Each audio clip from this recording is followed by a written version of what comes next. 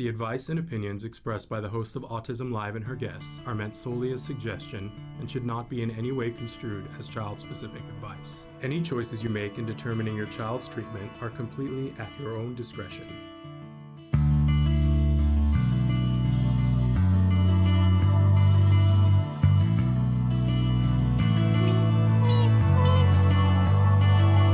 Good morning and welcome. I was staring at myself. I have that horrible resting you-know-what face. I'm Shannon Penrod, and I'm thrilled to be here with you this morning. So glad to have you guys with us. We're live right now on Facebook, YouTube, Twitter, dozen other sites. Traven's going to show you what some of the sites are. We're going to do this amazing show today where you guys have been asking for this for a long time.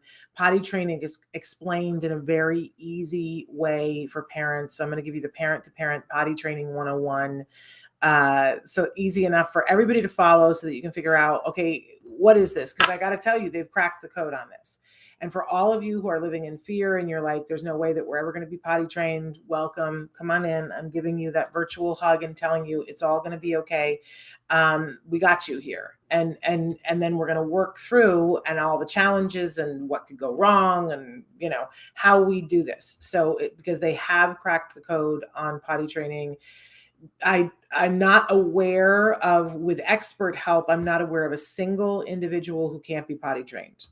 Now, do I know everybody in the world? No, but that's a lot of people that I'm aware of. So, you know, wherever you are on this continuum, whatever it is that you're dealing with, I hope you'll pull up a chair and take what you can, right?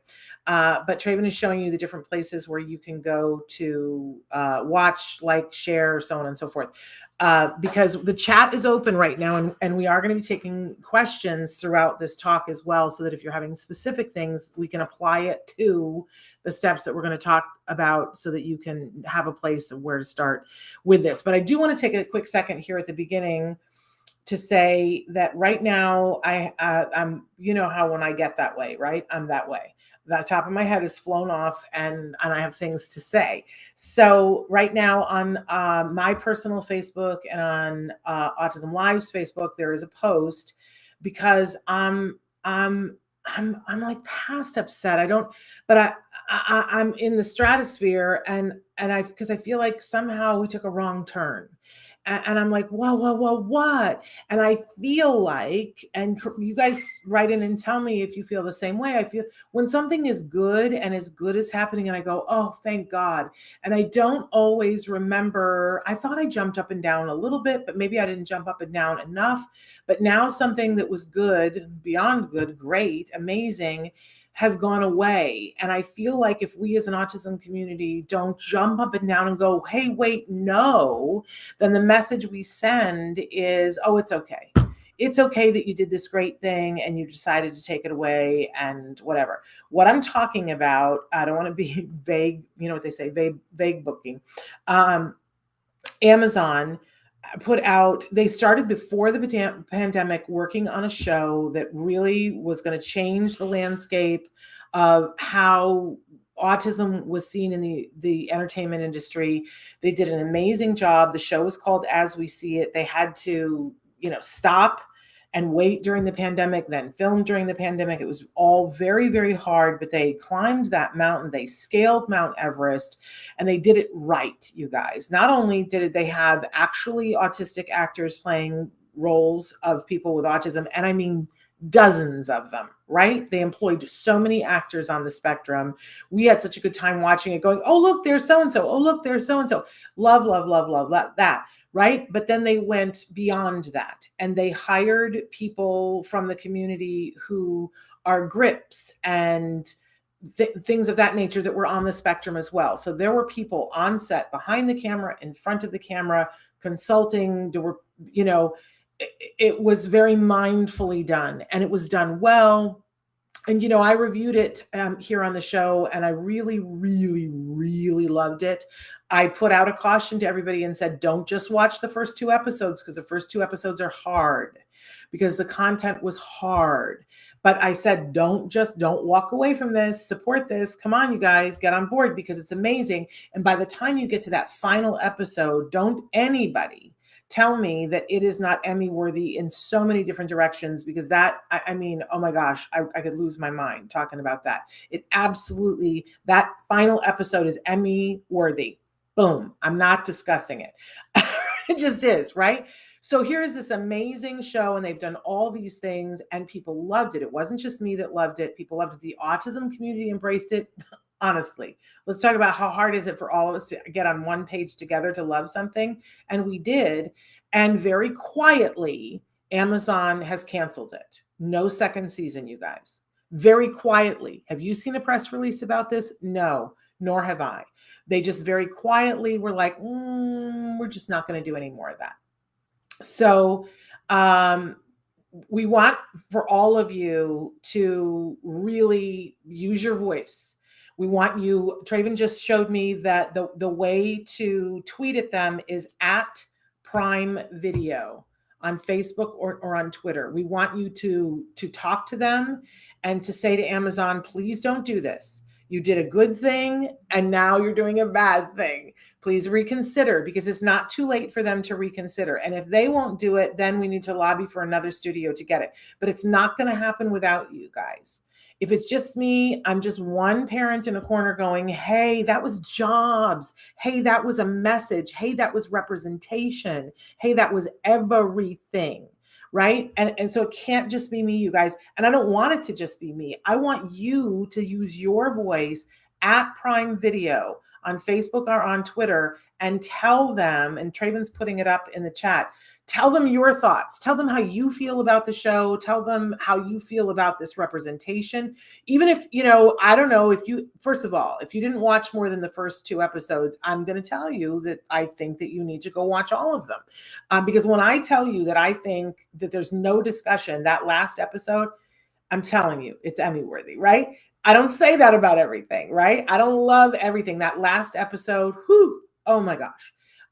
So I'm asking you to go watch all the episodes, but I'm also asking you to stand up for yourself in this community and to say representation is important to me, even if you don't love the show, which I don't see how that could be if you watch them all. But if you don't, it doesn't matter. This is representation. And if we just let it go without making a fuss, then what we do is we teach every single studio that we won't stand behind work that involves our community. So I am begging you at Prime Video, and we'll be talking about this the next couple of days. But we got to move on because we got a lot of ground to cover here. So at Prime Video, tweet, do whatever. Even if you just tweet them and use the hashtag Hey Amazon, and then hashtag save as we see it. You would make my day if you guys would all do that. Okay, thank you. I appreciate you. Saying good morning to Nicholas and Laurie. I see that you sent in a question, and Masada has sent in a question. So we're going to get to those questions in just a minute. We've got to start. I want to remind everybody, I always give the disclaimer at the start of the show that I am not an autism expert. Let's be very clear about this. This is not an autism expert's presentation about how to potty train. No. This is a parent talking to parents, whether you are a parent who is yourself on the spectrum or you're not on the spectrum and you have kids on the spectrum. We're going to talk about potty training. But I'm going to put it in parlance that from a parent's perspective, having gone through this and having watched other people go through this, to help you understand it. But I'm always going to recommend that you work with experts, and I'm going to loudly proclaim I am not one of them, right?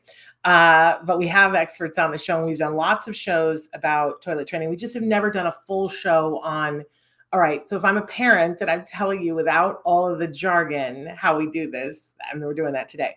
But first, we're going to start out here with something we finally refer to as the jargon of the day, because it's going to help us with what we're going to talk about, especially when we're talking to the experts. But do be writing in. The chat is open. We are live, and we love hearing from you guys. So our jargon term today, and when we do jargon, first we give you the actual definition from the book, and then I make fun of it whenever possible because it's almost always useless, right? And then we give you a working definition, but then more importantly, we tell you this is why you need to know this term. So EO, I don't know about you, but the first time I saw this, I was like, oh, is that old movie that they did with Michael Jackson at Disneyland? Is that like with the thing that flew around in 3D? What EO, or is that like the band? No, that's ELO. What's an EO, for heaven's sake?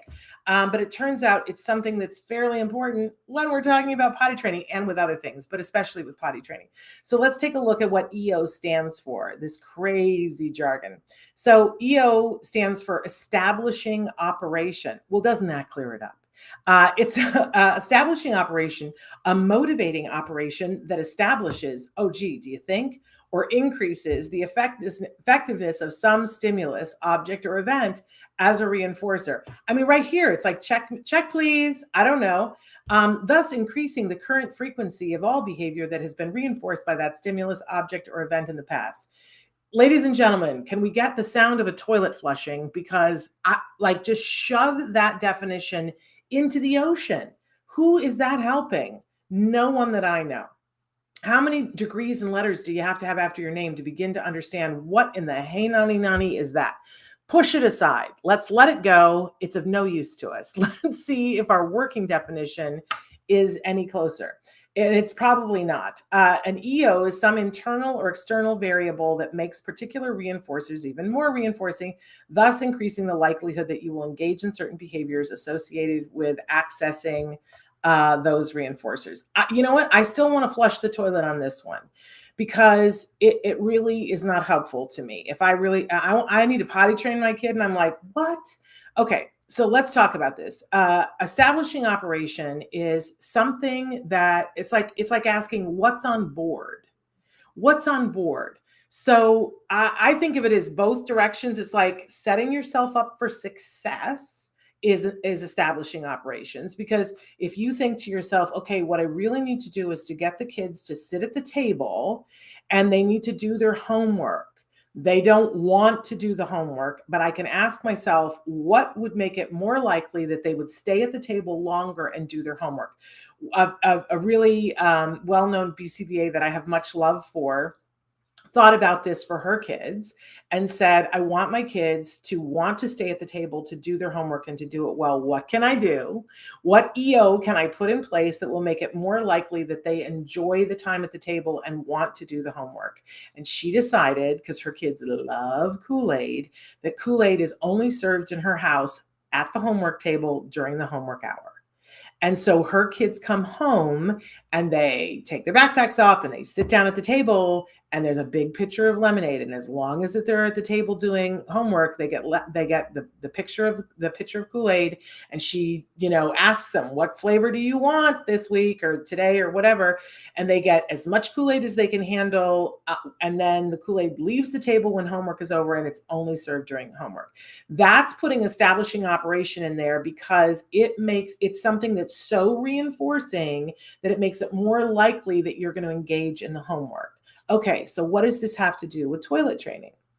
And by the way, it can work the opposite too in establishing operation. If you wake up in the morning and you haven't had enough sleep and you didn't eat your breakfast and now somebody wants you to perform, you're less likely to be able to do what you need to do well, right? Because you haven't set yourself up for success. What's on board is sleepiness and hunger, not focus, right? So I always try to be on the right side of the EOs and say, what can we do to set ourselves up for success? Well, the experts call that establishing operations. So when we're going to work on something, what establishing operations are we going to put in place to set us up for success? Does that make sense? Because that's what we want to do for potty training. When we do potty training, there's a point when we're going to intensively work on potty training and the way we set ourselves up for success. We've already, we'll go through this in the talk, but one of the things that we do is that we get some salty snacks and a preferred thing to drink. Because in order to work on potty training, you need to have something to pee out, right? And you're more likely to drink more liquid if you've had a salty snack, and you're more likely to drink a liquid if it's your favorite liquid. Establishing operation. We have something to work with. We have a kid who needs to pee. So it's not that hard. It's like thinking ahead and thinking, okay, what could I put in place to make this more likely to happen? That's what an establishing operation is. So we're going to talk about that with the potty training. And I love you guys are writing in. I appreciate this. Okay. All right. So I was just looking at the questions. We're going to go on now to our question of the day.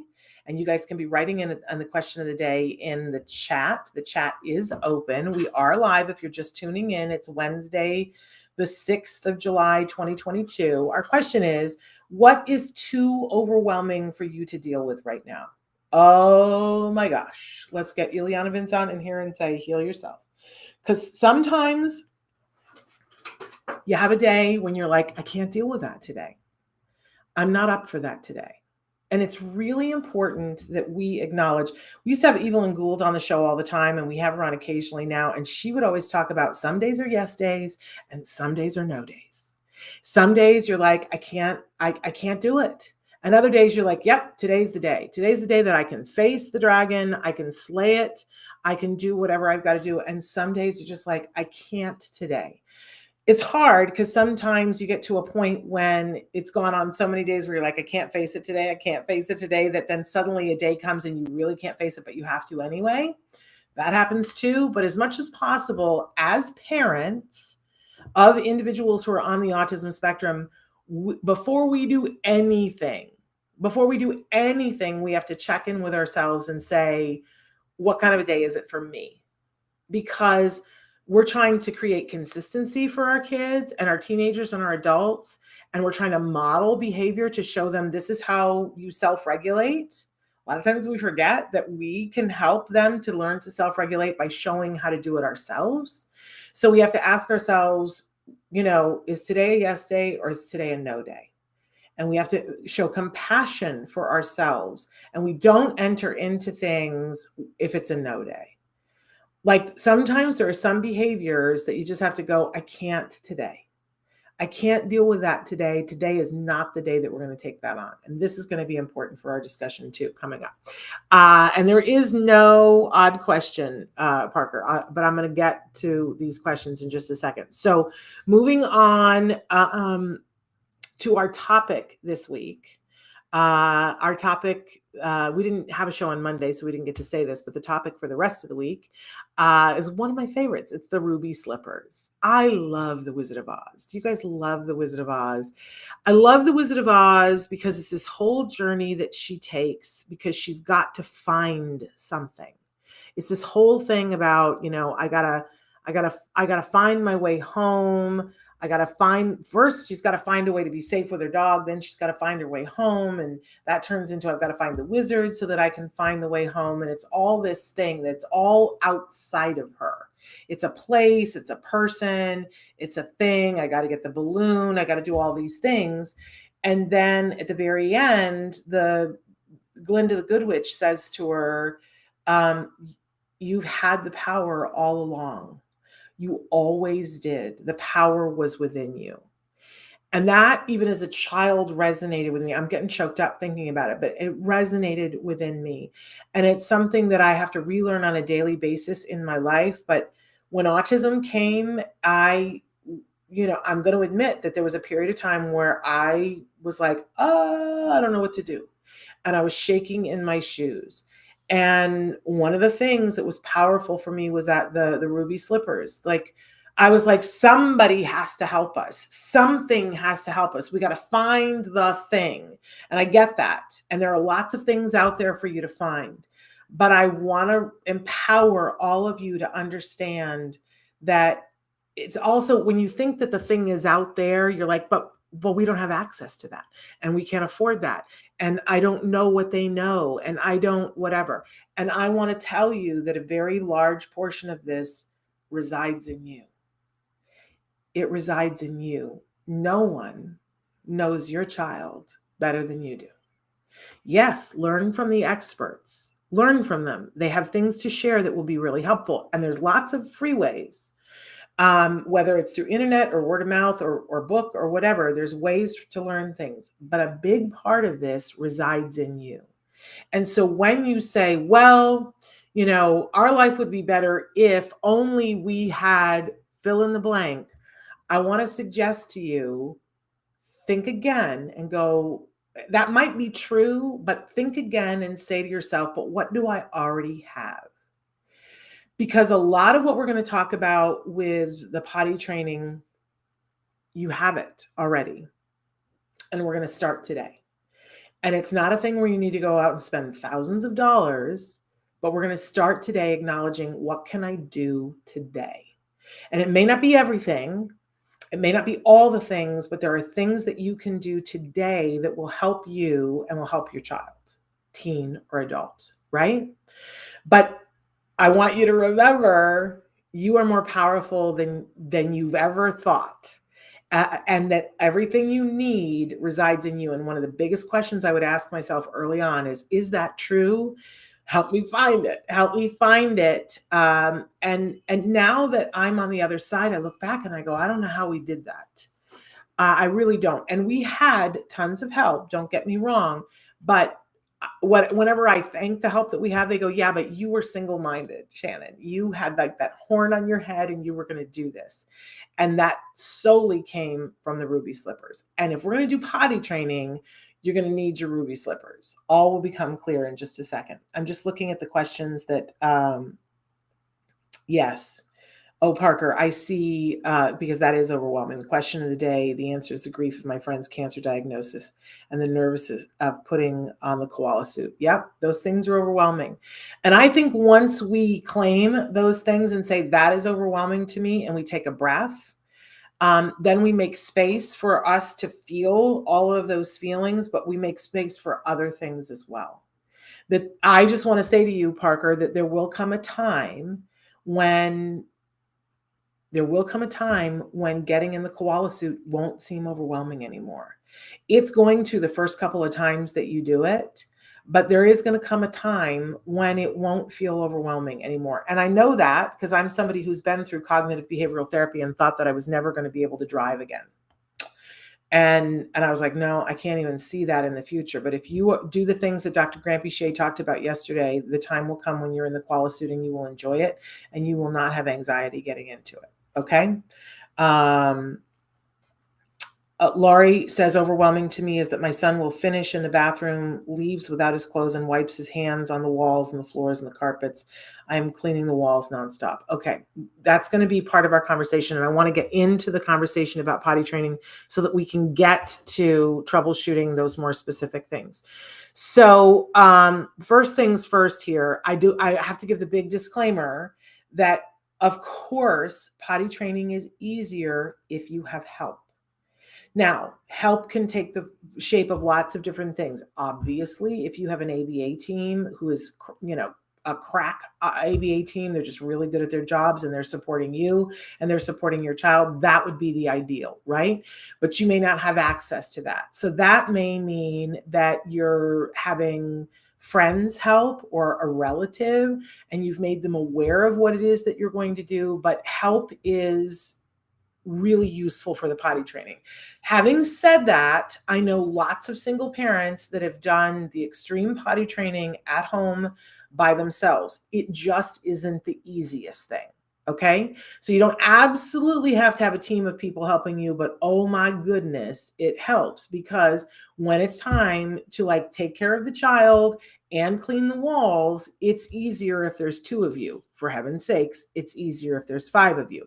However, I'm going to put this asterisk on it. They've got to be people who understand the process and maybe show this video to them. They have to understand the process and be on board with it and be willing to follow through and not gum it up. Because what you don't need while you're doing an intensive intervention is somebody yakking at you going, I don't think this works. Not helpful. Not helpful. Either be on board. I used to say to my mother, support or silence. Those are the choices. Pick one. I don't care which one, but pick one, right? You can't have people second guessing you while you're doing this. And by the way, everything that I'm going to be saying to you is based on, and almost everything that you're going to read about potty training anymore, whether it's potty training with typical kids or typically developing kids or kids who are neurodivergent, diverse, whatever on the spectrum, ADHD, whatever, most of it stems from the work of Fox and Azrin. And you can go and research. There are books about the Fox and Azrin method.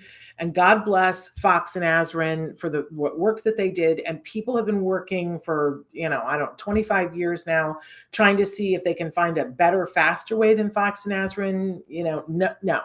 Nobody has found that. They've perfected little things with foxynazerin and find different things for different kids, but the basic foxynazerin is what everybody's going to tell you. So if you want to go down the rabbit hole and learn more about the kinds of things that I'm going to talk to you about, go research foxynazerin, and you will have a good time, and you can become a potty training expert, which I'm not. Right? But I'm going to help you to understand what the process is. But first, we got to ask 2 questions. They're vital questions. We can't do anything until we ask these questions. And by the way, we probably should ask these questions before we do anything major, right? So the first question is your child ready? Is your child ready for toilet training? But you could say, is my child ready for learning the ABCs? Is my child ready for math facts? Is my child ready for, working on staying in bed all night? Is my child ready? And then you got to say, well, what are the signs? And some of the signs are external within your child. Some of them are a part of their environment, right? Like it might be that you're in a tight space because you need to put them into daycare and the daycare won't take them until they're potty trained, right? That's a tough one. We prefer it to be that it comes from the child, signals that, for instance, the child is aware of when they're going to the bathroom. And that can be as simple as they squat when they're going to the bathroom. It could be that they look for a place to go to do it. Like a lot of kids will go in the corner, especially to take a BM. They'll go in the corner or underneath the chairs and the table. They want some privacy and they don't know to say, hey, I'd like some privacy. And they don't understand that they could go in the bathroom and have the privacy, right? There are kids who will come up to you and point to their diaper because it's wet and they don't like the feeling of the wet diaper. I will tell you something, that in this generation of diapers that they wanted to cut down on diaper rash, because diaper rash can be like really bad and it hurts and we don't want our children to be miserable, right? But so they've made those diapers so filled with crazy technology that the kid pees and they're not wet. There's nothing wet against their skin. The problem is that's not a friend to toilet training, because what we see is that when kids have the uncomfortable of feeling wet, then they start to want to potty train, right? There are kids who will take their diaper off because it gets heavy, right? Those are all signs that they're ready to start potty training, right? If your child is not 100% there, you might want to consider getting a diaper that isn't as intensive to see if they start, not enough that they end up getting a diaper rash, but so that they feel the wet, right? And you can consider waiting. If time allows, we really like to start when the child already has some bodily awareness that something is happening. That's a good sign that it's time to start. It isn't necessarily the whole thing, but it helps. It'll expedite the whole thing. The second big question, if you've checked the box and said, yes, my child is showing at least one of those signs, so I think that they're ready. Now the question is, are you ready? And this is a big question, and there is no wrong answer. Because remember when I said before about what's really overwhelming you? It might be that you say to yourself, this is overwhelming to me, and I don't think that I'm up for all the things that you're about to talk to. And you know what? I still love you. And everyone who cares about you still cares about you. And you don't have to potty train today. You can wait until you are ready. You need to be slept. You have to be rested to be able to do this intervention. You have to be willing to take a few days off and not have to travel across the country to your niece's wedding. I'm always amazed by people say to me, well, Shannon, we started the potty training and it was going really well. But then, we had that family reunion that we had to go to, and it was a 7-hour drive. And I'm like, well, that wasn't a good time to start that. You know what I mean? Then, you need to be able to clear your decks for at least 3 to 4 days. Like a 3-day weekend is a great time to do potty boot camp, is what they call it, right? But if you can't do a 3-day weekend, you have to be able to rearrange your life for at least, I would say at least 3 days, probably closer to a week, right? Where you're just like, we're going to make potty training the priority over everything. And if you're not ready to do that, stop judging yourself. I'm not judging you. Don't judge yourself. But just say, well, then we're not going to do this week, and save this video for when you are ready. But there's nothing worse than starting an intervention like potty training when you're not ready, because it's the start and the stop, and you run the risk of doing something that traumatizes your child to the point where they're like, I don't ever want to work on toilet training again.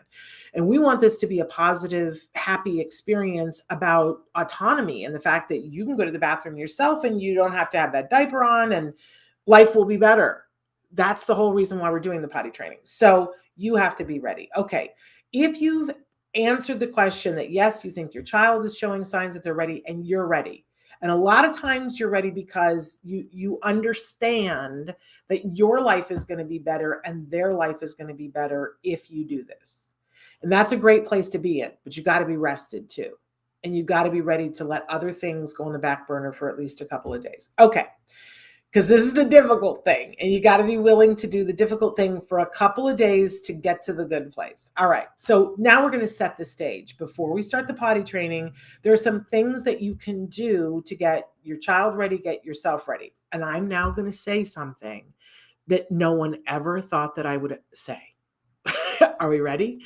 We need like angel music or like what? Because you have to create a place in your life to take data. I know, like who thought that I would say that? But I'm not a big data taker. I don't love to take the data. I stand by the data. The data is important. But for potty training, the data is everything. And you have to be willing to take data, which means you have to have a place to take it that's convenient for you, not for me. Like you might go, oh, well, I'm going to take it on my phone. Other people are like, I need to get a clipboard. Other people are like, I'm just going to do it on this notepad that I have, and it's going to sit here on the dining room table. But there has to be a place in your life to take data. There has to be a place for the data, and you have to be willing to take the data because you're going to live by the data. This is how we're going to make this not traumatic for your child. We're going to live by the data. Then the second thing that you're going to do is you're going to make your bathroom. If you have multiple bathrooms in your house, pick a bathroom and make it fabulous. That means you're going to make it friendly for your child. If it's really super echoey and that's a sensory nightmare for your kid, you're going to, I don't know, put a curtain up that is a woolly blanket for a week so that it's less echoey, right? You're going to draw pictures, hang them on the wall. You don't have to go spend a bunch of money, you guys. Think about, what do I already have that could make the bathroom fabulous? Involve your child in it. Like make it as fabulous as you can be. I also, and I don't want you to spend a bunch of money to do this too, I think it's super important to get big girl, big boy underwear. Whatever your child wants, let them pick it out, characters, whatever. And again, don't spend a bunch of money. You don't have to spend a bunch of money, but we all put underwear on our children. Take the time to get underwear that's really reinforcing for them. Even let them pick it out and say, these are your big boy or your big girl pants. Which ones do you want? Do you want the one with princesses? And by the way, I'm of the school of thought, if the boy wants the princesses, yippee-ki-yay, let them have it. We want the toilet training, right? And we want them to be happy. So I have no issues at all, and hope that you don't either. But make that reinforcing for them. Make the bathroom reinforcing, and then you have to have a timer. Now, most of you have a smartphone that has a timer. If you want to do that, fine. What I loved was the old-fashioned kitchen timer that you turned. It can't be one of those ones that you turn. It's got to have minutes on it. And for me, I need the ding. It could be Alexa. You can, I'm glad, she didn't hear us. It could be Alexa, it could be whatever, but you got to have a timer. And it's got to have a notification to tell you when the time is up, because this is going to be crucial. So these are all the things that you got to have in place. So in the 2 weeks before you've set aside this 3 or 4 days when you're going to really hardcore do the boot camp, you're going to start to take the data. This is amazing to me. I didn't know this before we did this with our child. Everybody has a number. You have a number. I have a number. We drink something. We let's say that I drank half of this bottle right now in a chug, and then we would set a timer and see how many minutes it is before I pee. And everybody has a timer. and I didn't realize that it's that direct causation. I just thought, oh, maybe it takes a day for that to come out. No, your body will release however much. This is why in the hospital they measure what the outcome is, how much they put in, what the outcome is, because they can tell a whole bunch of things. So, sit down, give your child their favorite beverage when they're thirsty, have them drink a whole bunch, and set your watch, and then watch for when they pee the diaper. And you're going to do this for 2 weeks. You're also going to take some data on when the poop thing happens too, but there's going to be much more data about the drink thing, because what you're trying to do is find their number. I encourage you to find your number. It's fascinating when you find your number and you go and do it over a couple of different times so that you can average it out and go, how about that? And check with your significant other, because their time might be twice what your time is. It's very personal. And isn't this good information to know what your child's number is?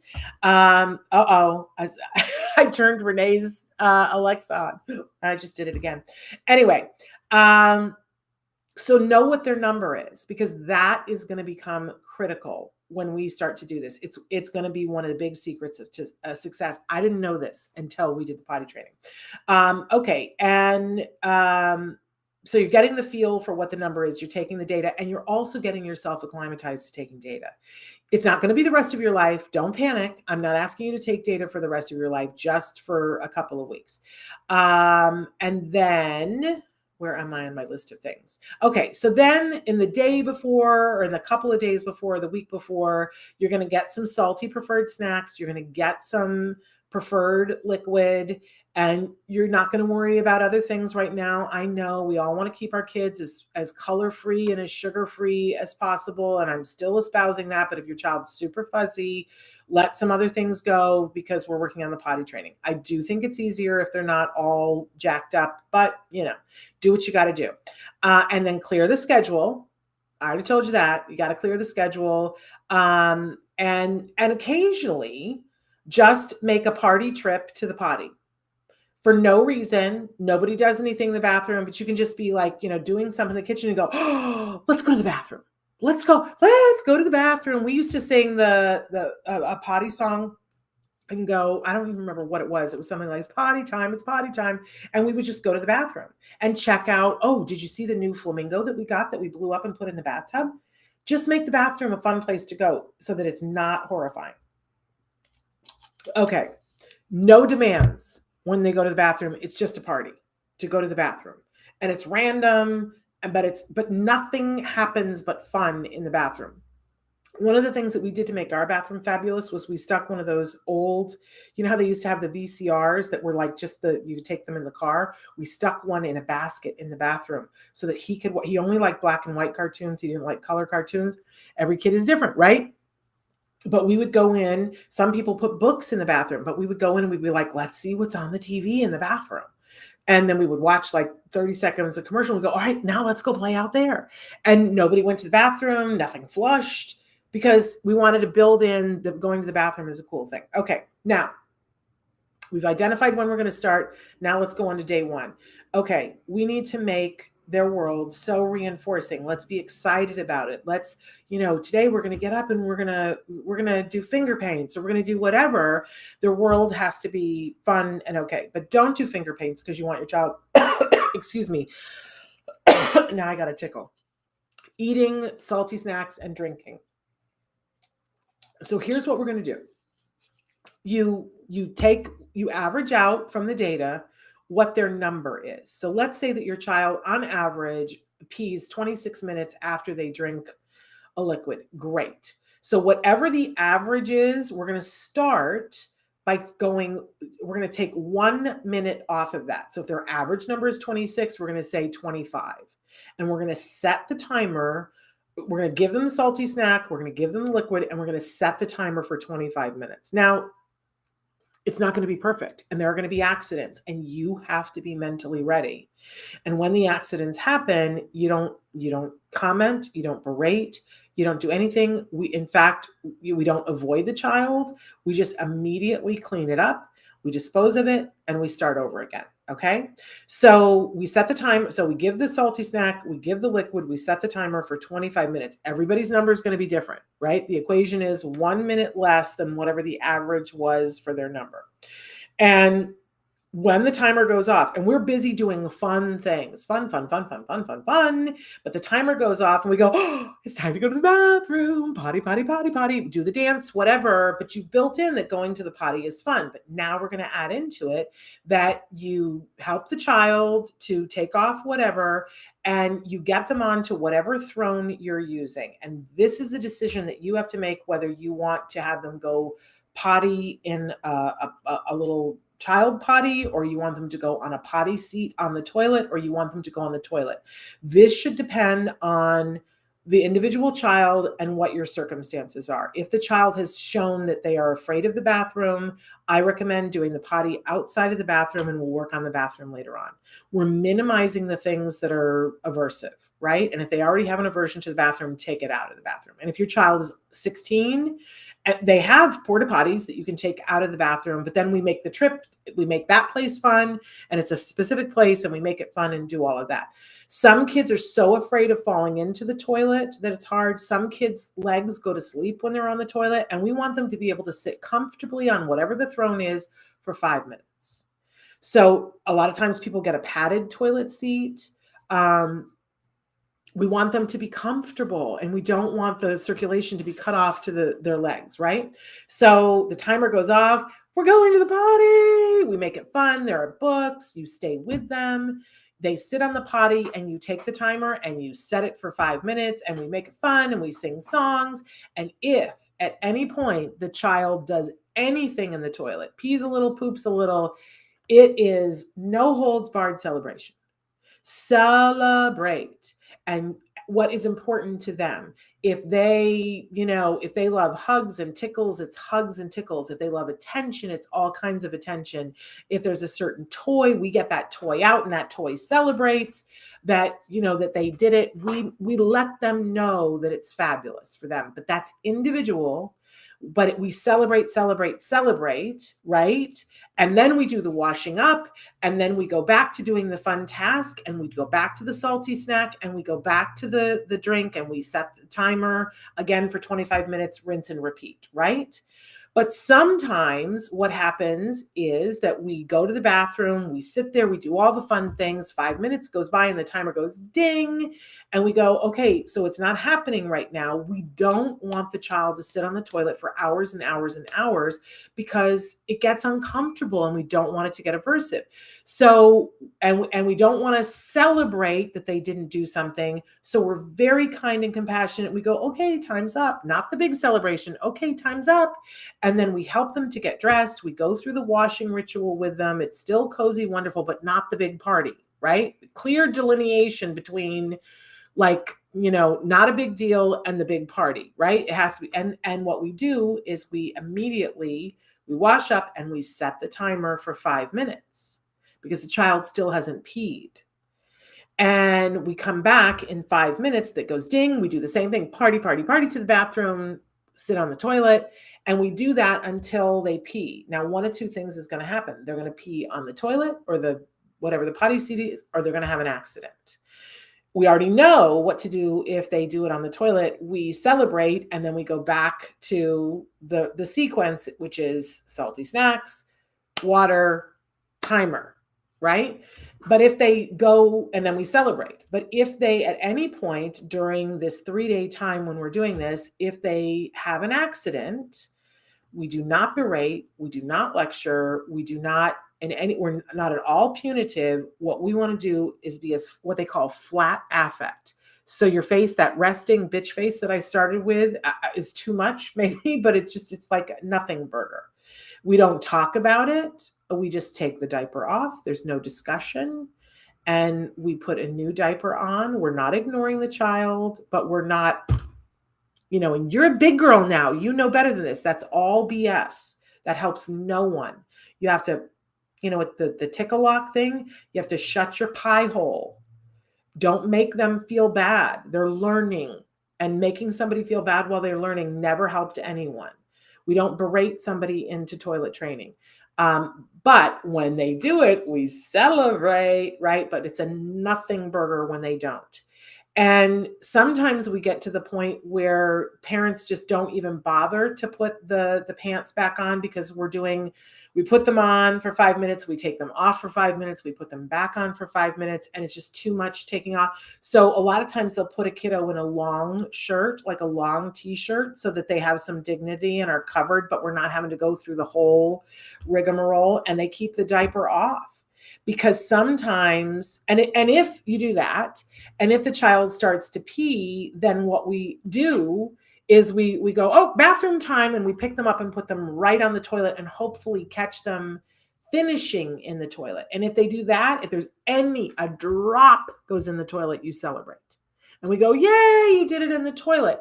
Because, and this takes like 3 days, you guys, but the kids start to get it. Oh, you want me to, I have that feeling, and then you want me to do that in the toilet. And that's what we want. And they do get it. Now, if you find after 3 days that your child does not have it, then I think we go back to question 1, which is, I don't think your child is ready. And most experts will recommend that if you do this 3 days intensively and they don't regularly start, and they're not going to get it every time, you guys, anybody is, but if they don't regularly start to get it and understand, and you can tell when they understand, oh, you want me to do that in the toilet, that then we take a break and we wait and we come back maybe a month later and we try again. But a lot of our kids get it in that first 3 to 4 days, really. But then comes the tough part. And this is where you got to mentally be ready, because it's like 3 days that you took off and it was all about the potty, and you feel like, oh my gosh, my whole life is on this timer, because your whole life is. Every time you come off the toilet, you give them more liquid and you turn it back to 26 minutes, if that's your number. Every time. You don't go, oh, well, it's 3 o'clock, so we'll take a break now. No. That's why you got to clear your schedule. That's why you got to see if you're ready for this. But then as soon as your child is successfully peeing in one toilet, now you got to have them pee in another toilet. Now that might mean that they pee in your upstairs toilet, or it might mean that you got to start making trips to Target or whoever's down the street. But what we don't want to do is teach the child that we just go in this bathroom. Now, here's where it gets super duper bumpy, is the next time that you decide to go to the grocery store, or you decide, and it's worse than the pandemic because people have closed their bathrooms. But for the next 4 weeks while you're potty training, you still have to be on this 26-minute timer.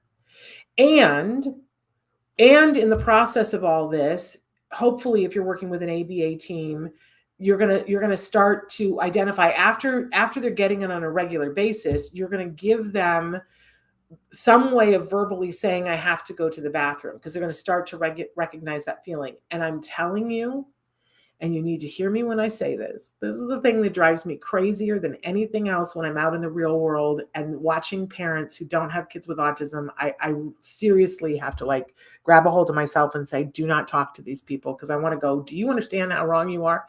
If a child communicates that they have to go to the bathroom, it is the single most important thing going on in that moment. I cannot believe how many times I see parents of little kids, and the little kid will say, Mom, I have to go to the bathroom. And they go, well, you'll have to wait till we get home. No.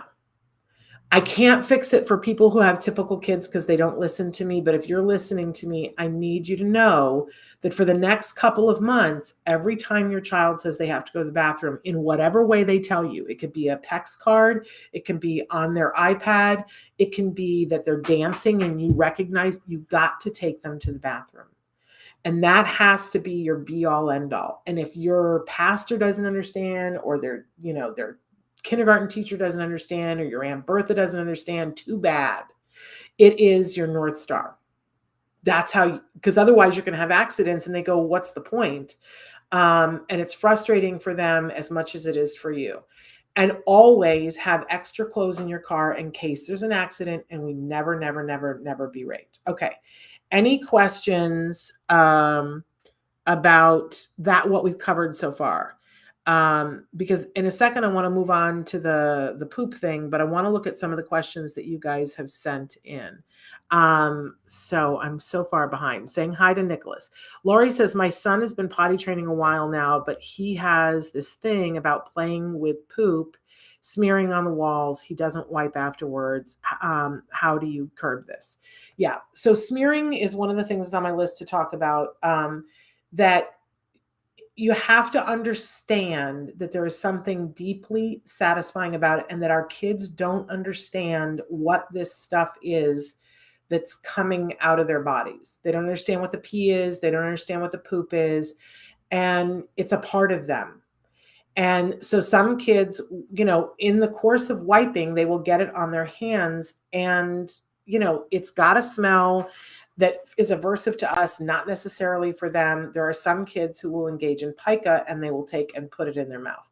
Now, I got to be honest with you. When you're at the point where you're dealing with smearing and pica, you really, really, really need expert help, because the intervention is so intense and it's so important that we get it quicker as opposed to later, that, it's really important. And there's no possibility that because, obviously I'm not an expert, and I'm not seeing what's going on with your child, but I will tell you some of the things that parents have done with the help of experts to be able to change it.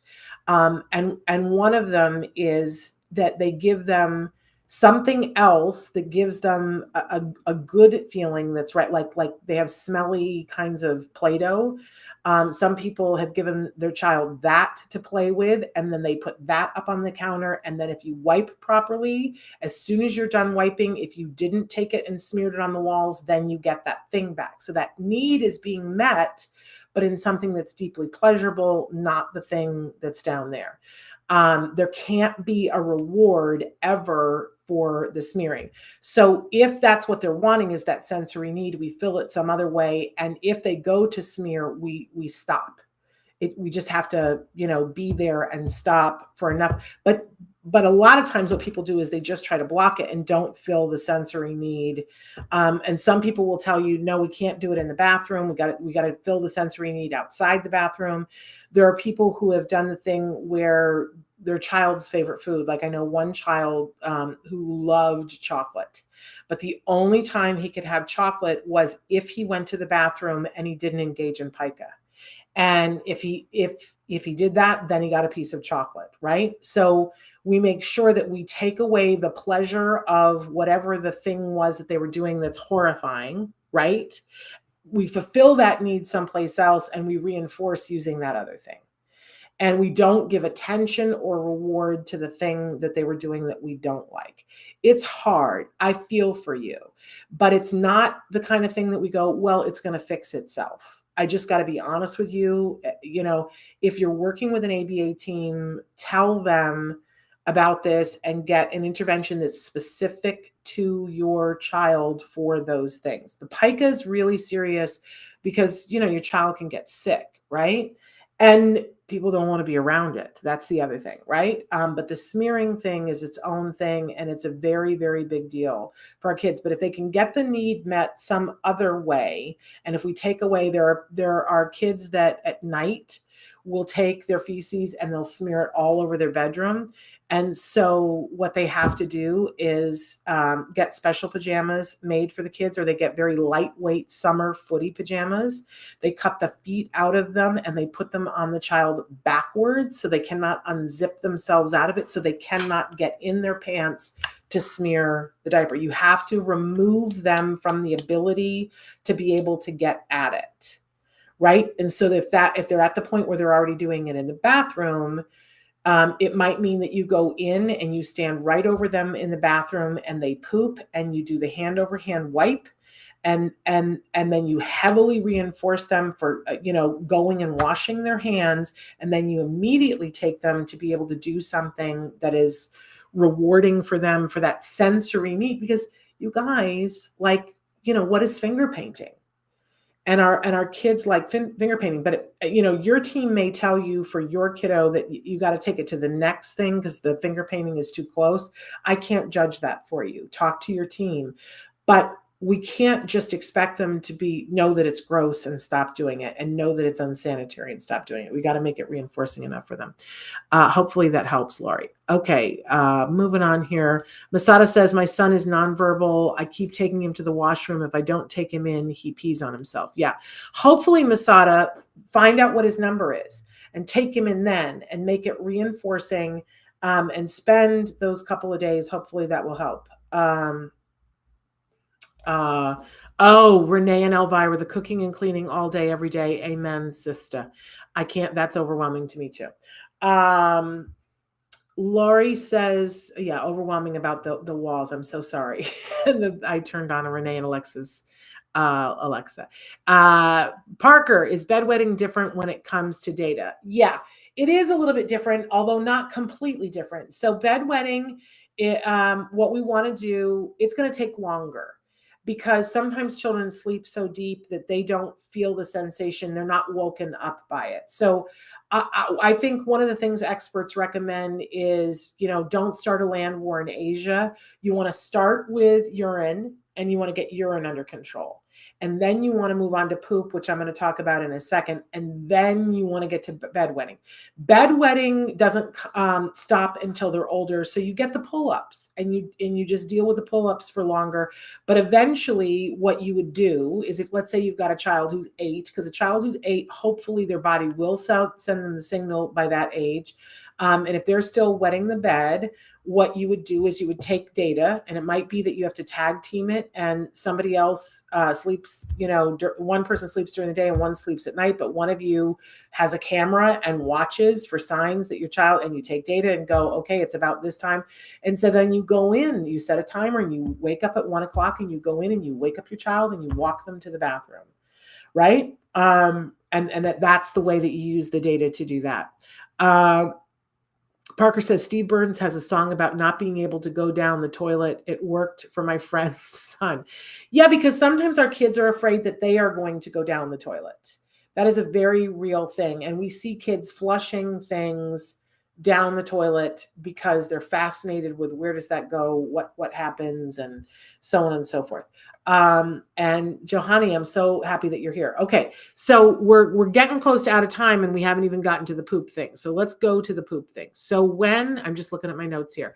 So poop is different, but it's the same because the data is different. You're going to pee, on a schedule that's directly related to you drank and you have your number and you peed, right? Poop, it's a little bit different. But if our kids are eating sort of regular meals and they're eating at sort of regular times, you will start to notice that there is probably, we hope, one time a day when your child is pooping. You may find that your child doesn't poop and for every 2 days or every 3 days. But I got to tell you, that's a signal that you need to put more fiber in their diet, because what we would really like to achieve for maximum is that they poop once a day. If you find that your child is pooping 8 times a day, then that's a different thing. And you probably want to go see a gastroenterologist because your child's poops are probably runny, right?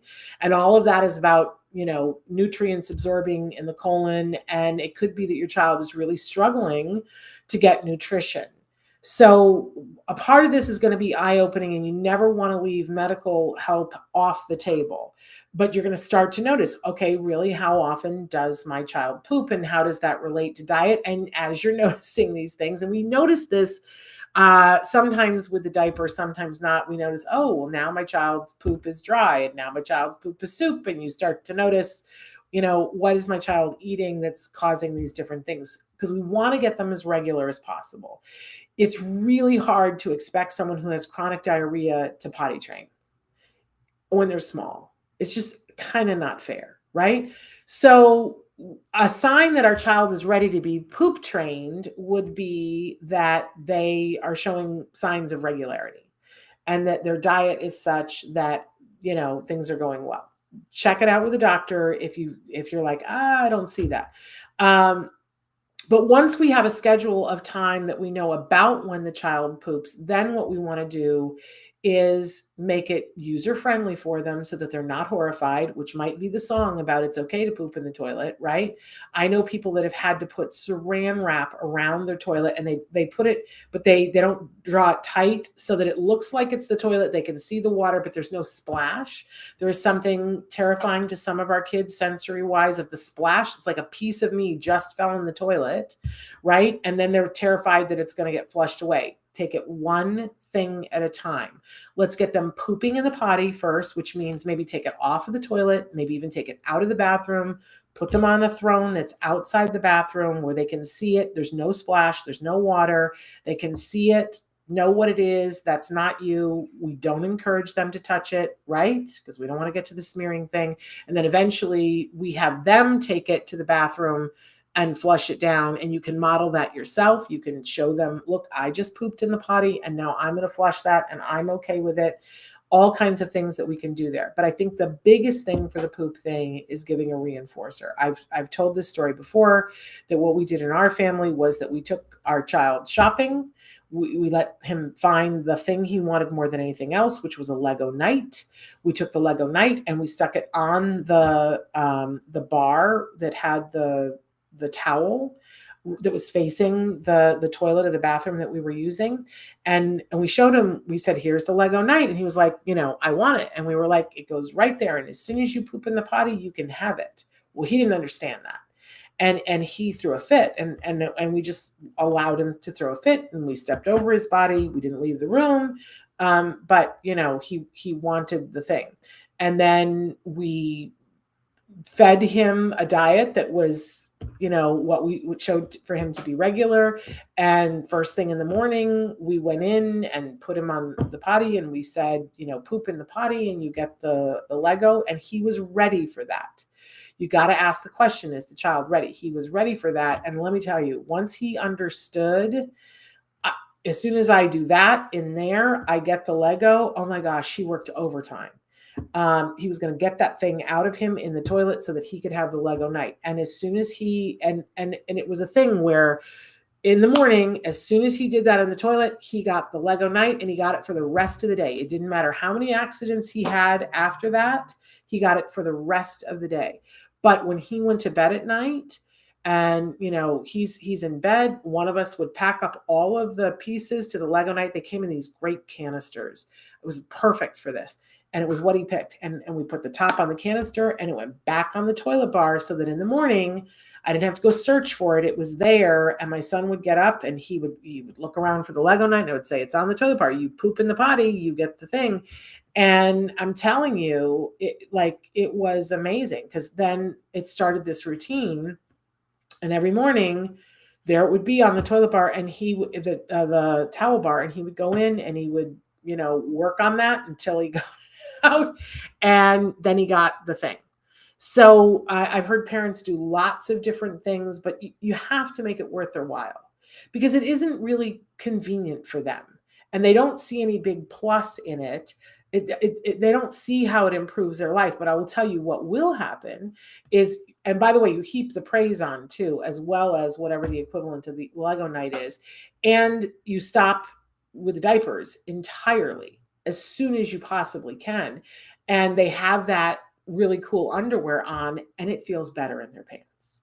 And even though I think that a lot of times we don't think our kids notice things in terms of socially that, the other kids don't have, but there is something about that whole I do it myself thing that kids have. And there is something, I don't know, it's fascinating. I've seen it in so many kids where they understand I have control now. I'm in control of how my pants feel and I'm in control of how my body feels. And I have this thing, this toilet in which I can do it. But again, just like the pee, you never want it to be that your child only poops in one toilet. Oh my gosh, how many parents do I know who had great ABA teams who worked with them and they got their child potty trained, but they only did it in one toilet. And now they go on vacation and they end up at the hospital because their child is impacted because their child will not go in the bathroom at the hotel. Please do not do that to yourself and your child. Please, please, please, please. Thank you, Macy.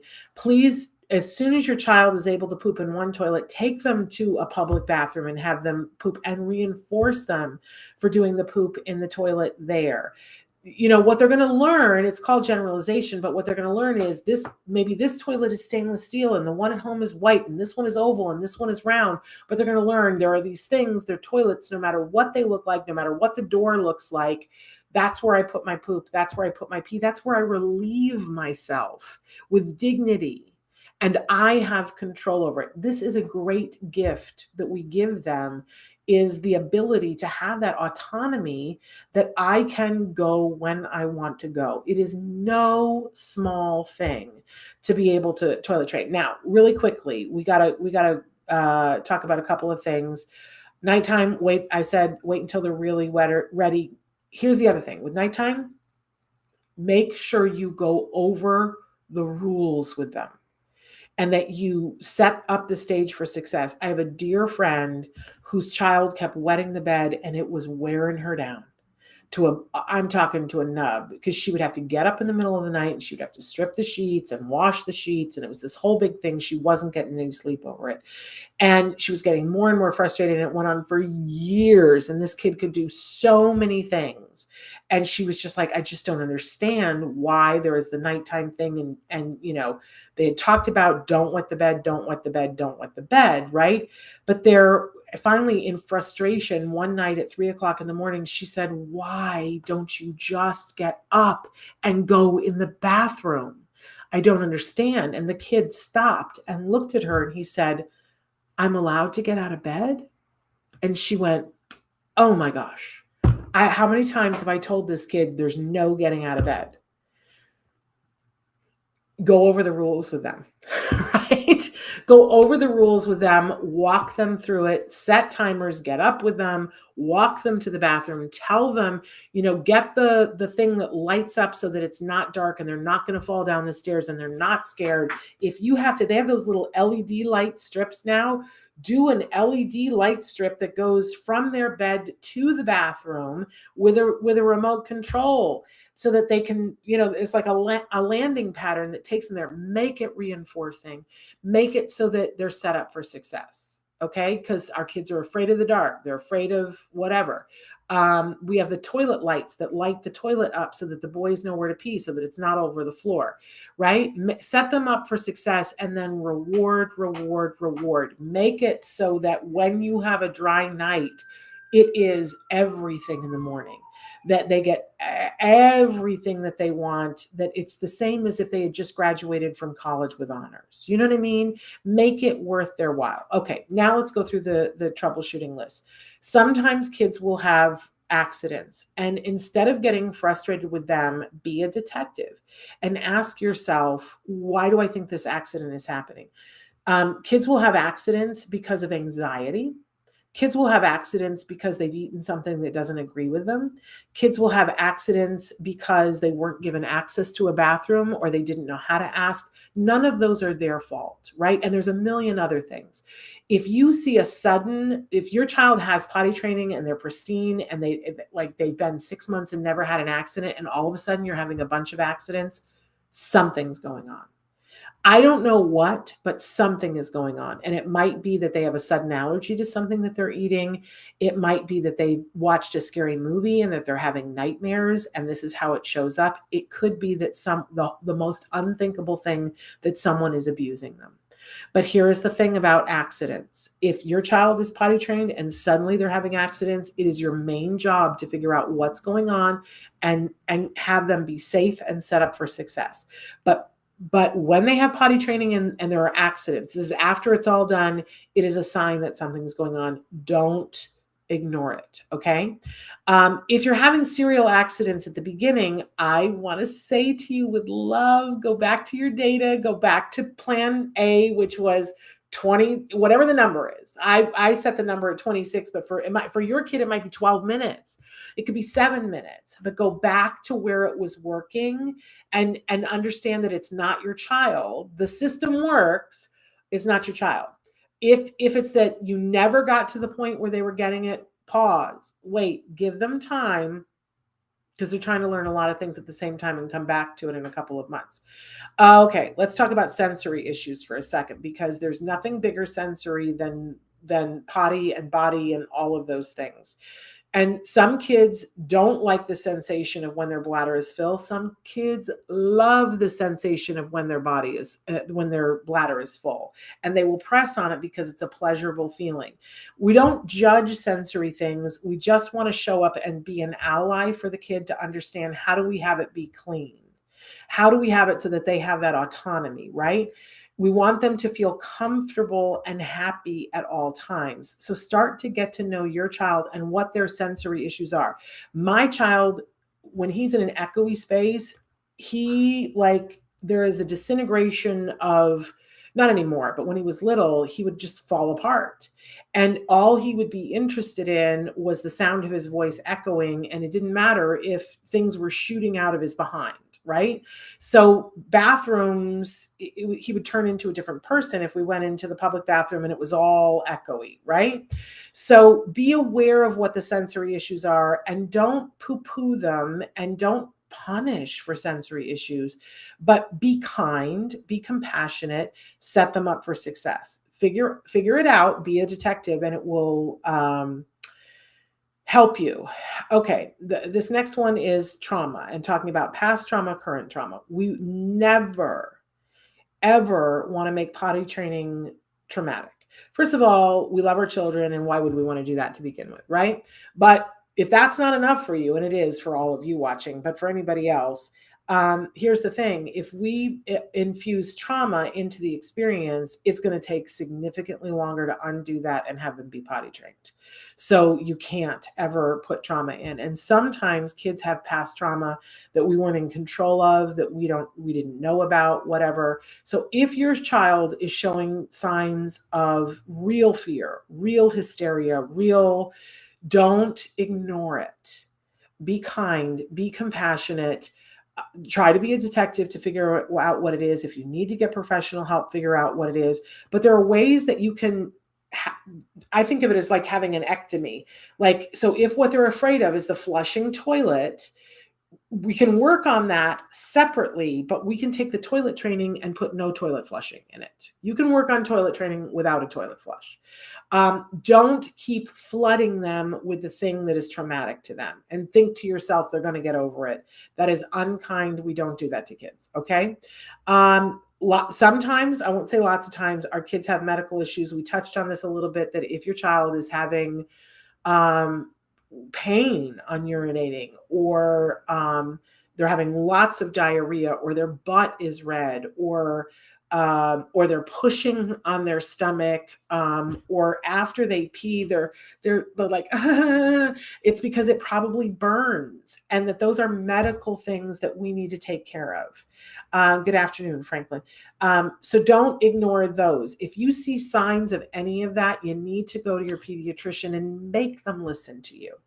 A lot of times, if you say that your child is on the spectrum, some doctors and nurses, it's like, oh, well, that has nothing to do with autism. There are plenty of people with autism walking around and peeing and pooping, and they don't have constant chronic diarrhea, and they don't have painful urination. You know what I mean? It is not autism. And sometimes you have to be the person to very nicely say to the doctor, I need for you to listen to me. My child this is not well. And that, where in the diagnosis of autism does it say that? It doesn't. And ask them to, be true to their profession and treat your child. Franklin has written in and said, I'm 49 and I think I have prostate issues. And Franklin, I'm concerned for you and I want you to get right to a doctor. That's not something to mess around with. And if you need somebody to help you advocate, let us know if you need help finding that person, because there are advocates that can go with you to the doctor, but you need to get help for that. We did talk a little bit about PIKE already, and we talked about smearing already. So my question is there anything that I said that you guys are like, I have no idea what that meant, or do you have questions now about anything? I'm trying to look. But Franklin, let us know if you need help with that. And I also want to say too, we've been having a problem with the chat, and a couple of people have written to me and said, you ignored my question. I'm never ignoring questions. Sometimes I'm not getting them. So if there's anything that I have left out here, I would love it if you guys would tell me. We're past the time, but I'm prepared to stay if somebody has a question. But here's the thing. There's so much more knowledge about this on the internet, but hopefully this gave you some parameters about like, oh, this isn't this huge thing that we don't know about. We absolutely know how the body works, and our kids and our teens and our adults are not, their body still functions the way that other people function. They pee, they poo. This is just the reality. So, we can overcome all this.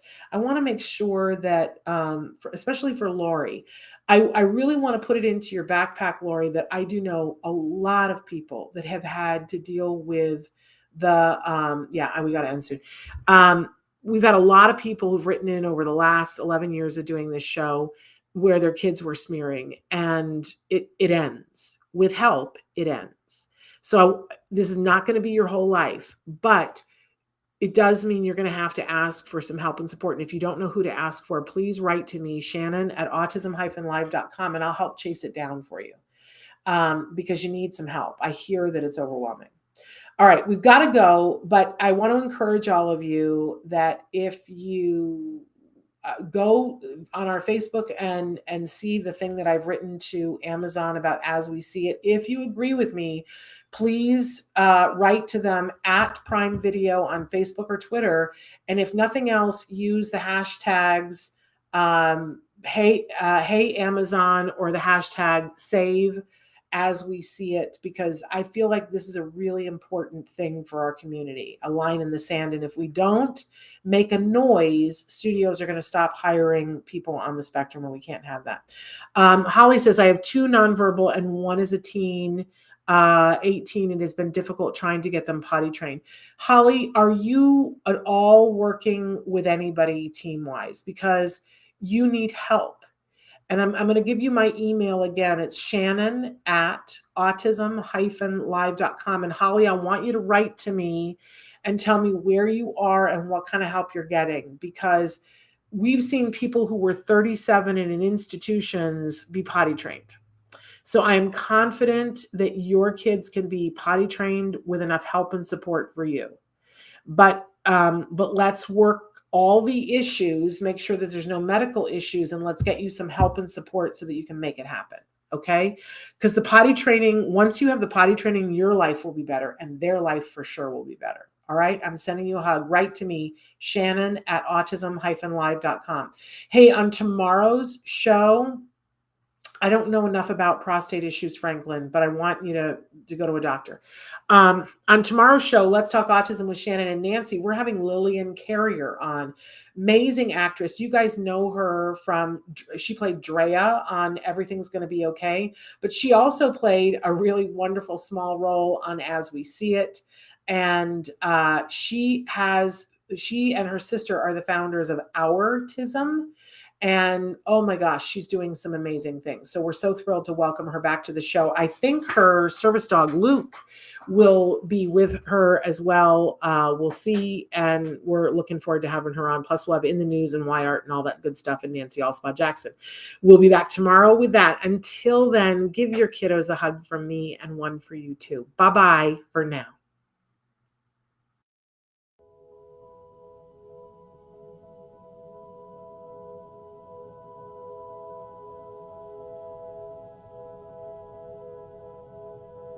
If you found anything helpful in this video, please give us a like. In fact, make sure that you smash that subscribe button on YouTube and give us a like on Facebook. You can also follow us on Twitter and on Instagram for important updates.